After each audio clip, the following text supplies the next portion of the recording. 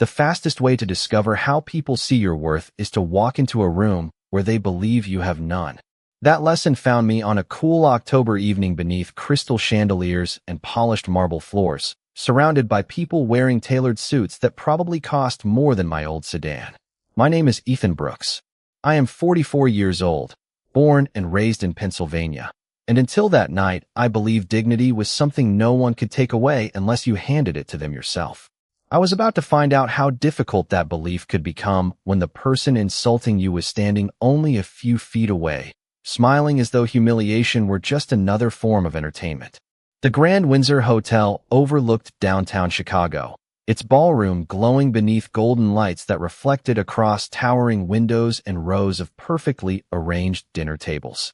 Waiters moved quietly between guests carrying silver trays while a string quartet played soft music that blended into hundreds of conversations about mergers, stock prices, promotions, and luxury vacations. It was my wife Natalie's annual executive appreciation dinner, the kind of event where name badges mattered almost as much as business titles. She had spent nearly a week preparing for the evening, carefully choosing her dress, reminding me to wear my navy blazer instead of my favorite brown jacket, and asking me more than once not to make awkward small talk with senior executives. I laughed each time because I had no interest in impressing anyone. I was there because she asked me to come. Nothing more. Nothing less. We had barely reached our assigned table when a tall man with perfectly styled hair and an expensive watch glanced at my name badge before looking me up and down with an amused smile. His name was Ryan Mercer, one of Natalie's coworkers. He lifted his champagne glass just enough for nearby guests to notice before saying loudly enough for half the table to hear, $8 million. That is the minimum net worth to sit at this dinner. So tell me, who exactly let you in? Laughter spread around the table almost immediately. Some people laughed because they thought the joke was clever. Others laughed because they did not want to stand apart from the crowd. I have learned there is often very little difference between those two reasons. I looked at Ryan for a moment without saying anything. Then I quietly placed my glass of water back onto the white linen tablecloth. Natalie forced a nervous smile, but never corrected him. She never introduced me properly. She simply lowered her eyes toward the menu as though silence might somehow erase the moment. Oddly enough, that hurt more than Ryan's words ever could. There was a time when Natalie would have reached for my hand before anyone finished a sentence like that. Tonight, she adjusted the sleeve of her dress instead. The ballroom continued buzzing around us as though nothing unusual had happened. Conversations resumed.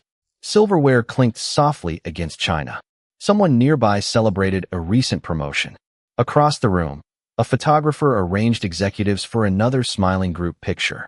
Life has a remarkable ability to continue moving while one person's world quietly shifts beneath his feet. Ryan leaned back comfortably in his chair, clearly pleased with himself. Do not take it personally, he added with another smile. Some events simply have standards. I almost answered, but something else caught my attention before I could speak. Near the entrance stood an older gentleman with silver hair speaking quietly with the hotel's event coordinator. He stopped in the middle of the conversation and looked directly toward our table. More specifically, he looked directly at me. Our eyes met for only a second before he offered the smallest nod, barely noticeable unless someone happened to be watching carefully. Then he turned back to his conversation as though nothing unusual had happened. I did not recognize him immediately, yet something about that brief exchange felt strangely familiar. I returned my attention to the dinner, pretending nothing had happened at all. Sometimes the most important moments begin so quietly that nobody else notices them until it is far too late. The older gentleman's brief nod stayed with me long after he turned away. I could not explain why. Some faces leave an impression before memory catches up with recognition. I settled into my chair while waiters began serving the first course with practiced precision. Crystal glasses reflected the warm chandelier light. Quiet conversations filled the ballroom, and the scent of roasted herbs drifted through the room. To everyone else, the evening continued exactly as planned. To me, something had shifted beneath the surface, although I could not yet explain what it was. Ryan seemed perfectly satisfied with the reaction his joke had received. He leaned comfortably against the back of his chair, accepting another glass of champagne from a passing server before launching into stories about recent acquisitions, executive bonuses, and vacation homes along the California coast. Every sentence contained another impressive number. Every story ended with another round of polite laughter. Natalie listened carefully, smiling whenever someone complimented her latest promotion. She belonged in this world now. Vice President before 40. Industry awards. Leadership conferences. Business magazine interviews. I had always admired how hard she worked to earn every one of those achievements. Perhaps that was why watching her remain silent hurt more than hearing Ryan speak. Respect does not always disappear with loud arguments. Sometimes it fades quietly inside moments when one person chooses convenience over courage. Looking back, I should have recognized that silence for what it really was. At the time, I convinced myself she simply wanted to avoid creating an uncomfortable scene in front of her colleagues. That explanation felt easier to accept than the alternative. I picked up my water glass and watched tiny drops of condensation slide slowly across the surface. Funny how ordinary details become strangely fascinating when you are trying to keep your emotions from showing. Years earlier, a mentor told me that the strongest people in business rarely reacted to the first insult they received. They waited, not because they were weak, but because truth has better timing than anger. I had carried that advice with me for a long time. Tonight it seemed more valuable than ever. Across the ballroom, the silver-haired gentleman appeared again. This time he was speaking with two members of the hotel's executive staff near the entrance. One of them pointed discreetly toward our table. The gentleman followed the gesture, looked directly at me once more, then gave another almost imperceptible nod before continuing the conversation. Nobody else seemed to notice. Ryan certainly did not. He remained busy entertaining everyone around him, occasionally throwing another playful remark in my direction.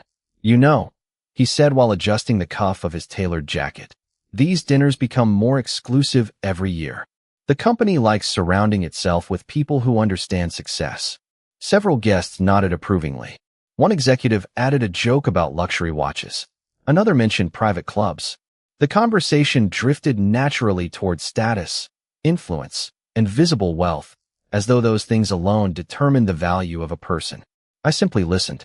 Experience had taught me that people often reveal more about themselves through casual conversations than they ever intend. Natalie finally leaned toward me, keeping her voice low enough that only I could hear. "Please," she whispered, "do not argue with him tonight." I turned toward her gently. I was not planning to. She searched my face for another response, but I offered none. Silence can protect pride when words only feed someone else's performance. Just then the ballroom lights dimmed slightly, signaling the beginning of the formal program. Conversations gradually faded, servers stepped away from the tables, and every guest turned toward the stage as the master of ceremonies approached the podium. Before he spoke a single word, I noticed the silver-haired gentleman quietly taking a seat in the front row reserved for distinguished guests. Something about the respect everyone showed him made me realize the evening was about to unfold very differently than anyone at our table expected. The master of ceremonies welcomed everyone with the practiced confidence of someone who had hosted the same celebration many times before. He spoke about another successful year, record-breaking growth, expanding markets, and the people whose leadership had carried the company forward. Polite applause rolled across the ballroom after each achievement, blending with the soft glow of stage lights and the quiet clink of silverware being cleared away between courses.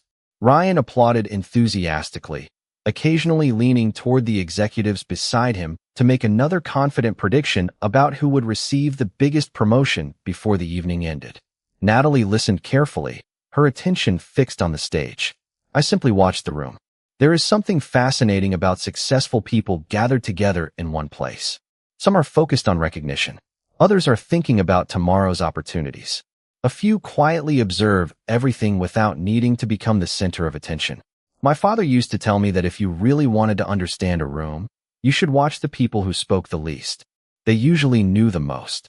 As the introductions continued, I noticed the silver-haired gentleman exchange a few quiet words with the company's chief executive officer, seated near the front row. The chief executive officer immediately stood, shook his hand with genuine respect, and then motioned toward another man carrying a slim black leather portfolio. The three of them disappeared briefly through a side entrance beside the stage. It happened so naturally that almost nobody paid attention. Ryan certainly did not.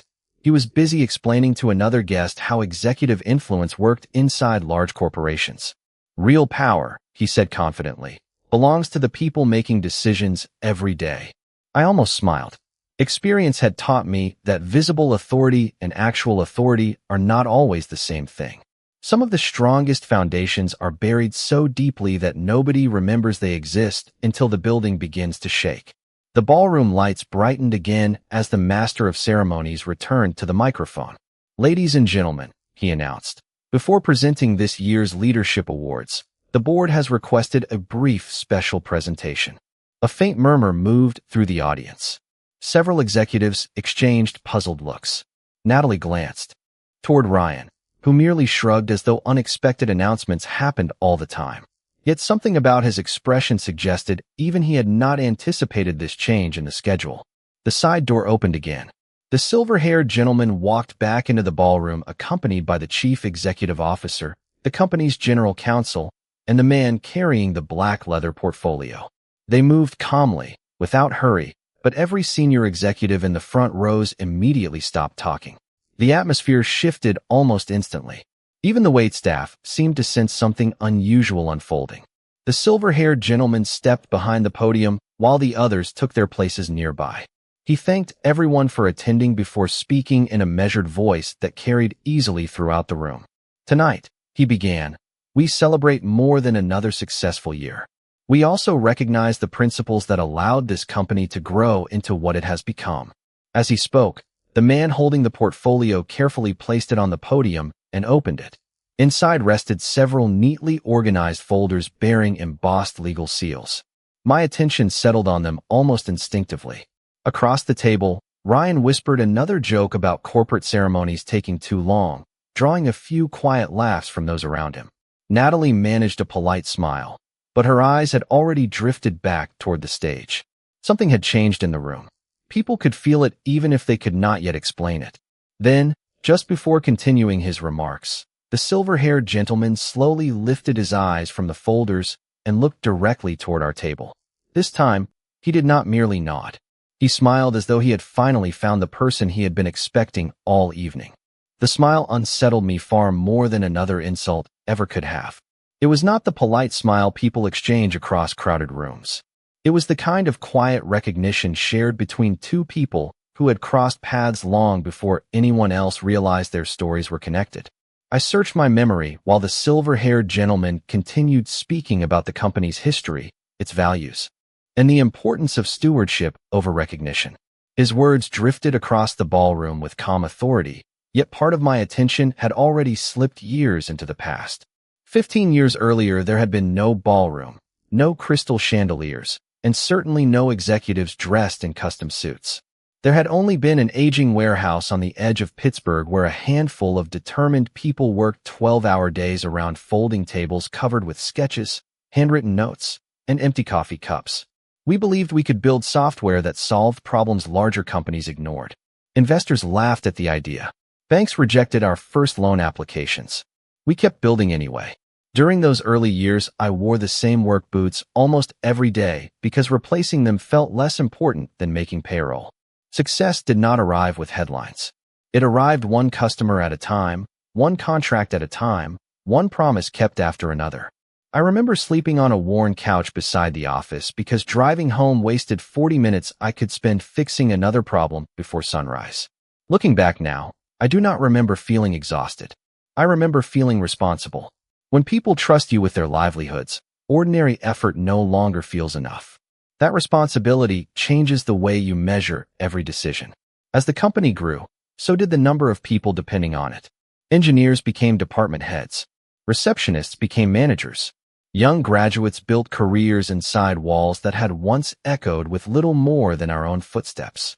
Somewhere along the way, I realized the company had become larger than any single person should ever control through personality alone. Businesses built around one individual often struggle the moment that individual disappears. I never wanted that future for something so many people had sacrificed to create. After long conversations with attorneys and the board, I stepped away from daily leadership, choosing a quieter life while ensuring the company's ownership structure protected its long-term stability. Public attention shifted toward new executives. New leadership deserved the freedom to lead without standing in someone else's shadow. Most employees never knew my role had changed instead of disappeared. I preferred it that way. Across the ballroom, applause pulled me gently back to the present. Ryan leaned toward another executive and whispered, "Probably another founder getting a Lifetime Achievement Award." They both chuckled before reaching for their glasses. Natalie remained focused on the stage, though I noticed a slight crease forming between her eyebrows. She had begun sensing that the atmosphere no longer matched the ordinary award ceremonies she attended every year. The silver-haired gentleman accepted another folder from the company's general counsel and carefully opened it before continuing. "Some contributions cannot be measured by quarterly reports," he said. "Some are measured by decisions made long before most of us entered this room." As he spoke those words, his eyes found mine again. This time I recognized him completely. Charles Whitmore, the first independent chairman our board elected after I stepped away from executive leadership. He looked older now, just as I did. Yet the calm confidence in his expression had not changed at all. Neither, apparently, had his memory. Recognizing Charles Whitmore changed everything, although nothing around me appeared different. The music still floated softly through the ballroom. Crystal glasses still reflected warm light across the tables. Ryan still wore the relaxed smile of a man convinced he understood exactly how the evening would end. Only I knew the past had quietly walked back into the room. Charles had been one of the few people present during the conversations that followed my decision to step away from daily leadership. We had spent countless hours discussing how to protect the company from becoming dependent on any single personality, including my own. Public attention fades. Markets change. Executives retire. Institutions survive only when they are built on principles stronger than individual ambition. That belief shaped every decision we made. Instead of maintaining direct public ownership, the attorneys and board established a long-term blind trust designed to preserve stability while allowing future leadership to operate independently. Operational authority belonged to the executive team. Strategic oversight belonged to the board. Ownership remained protected through a legal structure that almost nobody outside a handful of attorneys and directors fully understood. It was never created to hide success. It existed to remove ego from leadership. Once the structure was finalized, my name gradually disappeared from annual reports, executive interviews, and corporate announcements. New leaders deserve the opportunity to build their own credibility without constantly standing beside the company's founder. Watching them succeed became more rewarding than remaining in the spotlight ever could have been. Over the years, I quietly attended shareholder meetings through legal representatives, reviewed long-term reports when necessary, and trusted the board to protect the culture we had built together. Charles honored that trust every single year. Across the table, Ryan interrupted another conversation by laughing at his own joke. "People always assume the founders are the richest people in the room," he said confidently. "Most of them sold out years ago." Several guests chuckled politely. Natalie smiled out of habit, but her attention quickly drifted back toward the stage. She had noticed Charles looking toward our table more than once now. I could see the question forming behind her eyes, even though she had not spoken it aloud. The general counsel quietly handed Charles another document bearing an embossed corporate seal. Charles rested one hand on the folder before addressing the audience again. "Every organization eventually reaches a moment when preserving its values becomes more important than celebrating its achievements," he said. "Tonight is one of those moments." The ballroom grew noticeably quieter. Even Ryan stopped speaking long enough to listen. Charles continued by explaining that the board had recently completed its routine governance review, confirming that the company's original ownership framework remained exactly as intended despite 15 years of leadership transitions. Most guests nodded politely without understanding the significance of those words. Governance reviews rarely interested anyone outside attorneys and directors. I understood every sentence. They confirmed that the foundation we built all those years earlier remained untouched. Beside Charles, the general counsel opened a slim leather portfolio and arranged several certified documents across the podium. Their movements were calm, practiced, almost ceremonial. Natalie leaned closer to me and whispered, "Why does it feel like everyone on that stage already knows something the rest of us do not?" I looked toward Charles without taking my eyes off the podium. Because sometimes, I answered quietly, the most important stories begin many years before the people listening ever arrive.